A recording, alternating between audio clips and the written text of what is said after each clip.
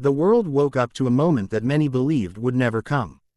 Quiet at first, almost unnoticed by the average citizen, but loud enough to send shockwaves through diplomatic circles, financial markets, and global power centers. The United States, a founding pillar of the post-World War II international system, has begun moving toward an exit from the United Nations.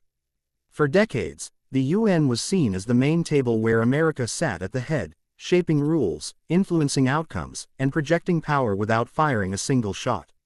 Now, that table itself is being questioned. To understand why this moment feels so historic, we need to understand what the United Nations represents. It was created from the ashes of global war, designed to prevent another catastrophe by forcing dialogue instead of destruction. The United States was not just a member, it was the architect, the banker, the military backbone, and often the final decision maker behind the scenes. The UN headquarters sits in New York for a reason. It symbolized American leadership in a world that wanted stability after chaos. For years, however, cracks have been forming. Critics inside the US have argued that the UN no longer serves American interests, that it drains billions of dollars while delivering little in return. They say America pays the most, compromises the most, yet faces constant criticism from the very institution it supports. Resolutions passed against US allies, investigations targeting American military actions, and endless debates that lead nowhere have fueled a sense of frustration. This frustration didn't appear overnight. It has been building through multiple administrations, across political parties. Some presidents chose to work within the system, attempting reforms. Others openly challenged the UN, cutting funding, withdrawing from UN-linked agreements, or refusing to recognize certain resolutions. Each step was like loosening a bolt in a massive structure. Now, those bolts appear close to snapping. Supporters of leaving the UN argue that America has outgrown the institution. They claim the world has changed, power has shifted, and the UN has failed to adapt. According to this view, the organization has become slow, bureaucratic, and heavily influenced by countries that do not share democratic values. They argue that authoritarian states use the UN as a shield, blocking accountability while benefiting from a system designed to reward cooperation. There is also the argument of sovereignty. Many Americans feel that international bodies should not have authority over US laws, borders, or military decisions. When UN officials criticize US immigration policy, police practices, or military operations, it fuels the belief that America is being judged by unelected officials with no accountability to American voters. For these voices, exiting the UN is not isolation, it is independence. On the other side, critics warn that leaving the UN could be one of the most dangerous strategic mistakes in modern history. They argue that the UN, despite its flaws, gives America a platform to influence global decisions without resorting to force. Walking away would not weaken the UN, it would weaken America's voice inside it. Power, they warn, hates a vacuum, and that vacuum would be quickly filled by rivals. China is often mentioned in this context. Over the last decade, Beijing has steadily increased its influence within UN agencies, funding programs, placing officials in key positions, and shaping narratives around development, technology, and human rights. If the United States steps back, China steps forward. The same concern applies to Russia, which has used its veto power and diplomatic leverage to block actions against its interests while expanding its global footprint. Europe finds itself in a particularly uncomfortable position.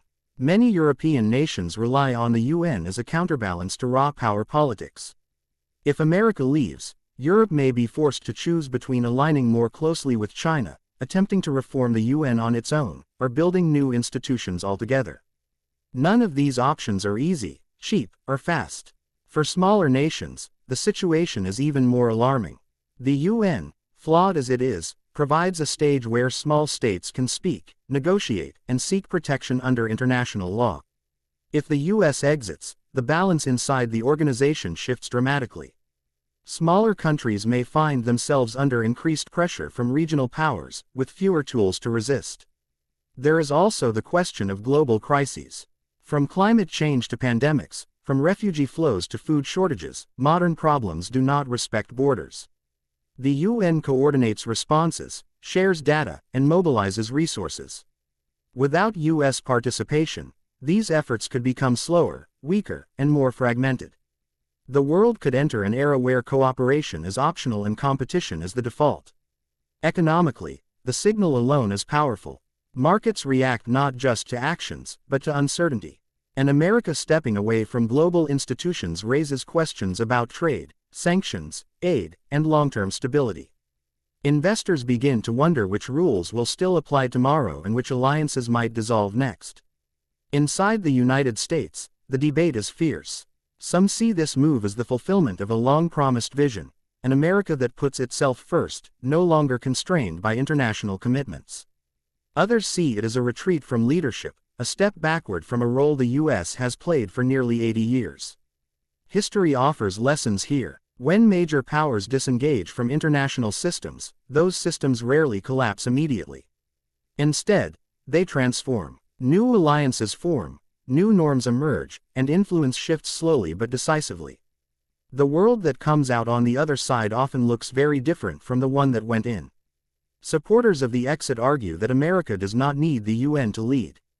They point to bilateral agreements, military alliances, economic power, and technological dominance as proof that the U.S. can operate independently. They argue that true leadership comes from strength, not consensus. Opponents counter that strength without legitimacy breeds resistance. They argue that the UN gives moral and legal weight to American actions, even when decisions are controversial. Without that backing, the U.S. could find itself increasingly isolated, facing pushback not just from rivals, but from former allies. There is also a legal and procedural reality. Leaving the UN is not as simple as making an announcement. It involves treaties, congressional approval, financial obligations, and diplomatic negotiations. The process itself could take years, during which uncertainty would continue to shape global behavior. Meanwhile, the message has already been sent. The idea that America might walk away has changed calculations everywhere. Diplomats are adjusting strategies. Governments are exploring alternatives. Institutions are preparing for a future where U.S. support is no longer guaranteed. Some analysts argue that this moment marks the beginning of a broader shift away from the post-World War II order. Institutions built around American leadership are being questioned, challenged, and reshaped. The UN is only one piece of a much larger puzzle that includes NATO, the World Bank, the IMF, and global trade systems. Others believe this is a negotiating tactic rather than a final decision. By threatening to leave, the U.S. may be attempting to force reforms, extract concessions, or reshape the organization in its favor. In this interpretation, the move is less about departure and more about leverage. But even leverage carries risks. Once the threat is made, it can take on a life of its own. Allies may begin preparing for the worst. Rivals may test boundaries. The system becomes less predictable, and unpredictability is the enemy of stability. Public opinion around the world is deeply divided. In some regions, America's potential exit is celebrated as the decline of Western dominance. In others, it is feared as the loss of a stabilizing force. For many, it is simply confusing, another sign that the world is entering uncertain territory. What cannot be denied is that this moment feels like a turning point. Whether the U.S. ultimately leaves the UN or not, the conversation itself has already altered the global landscape.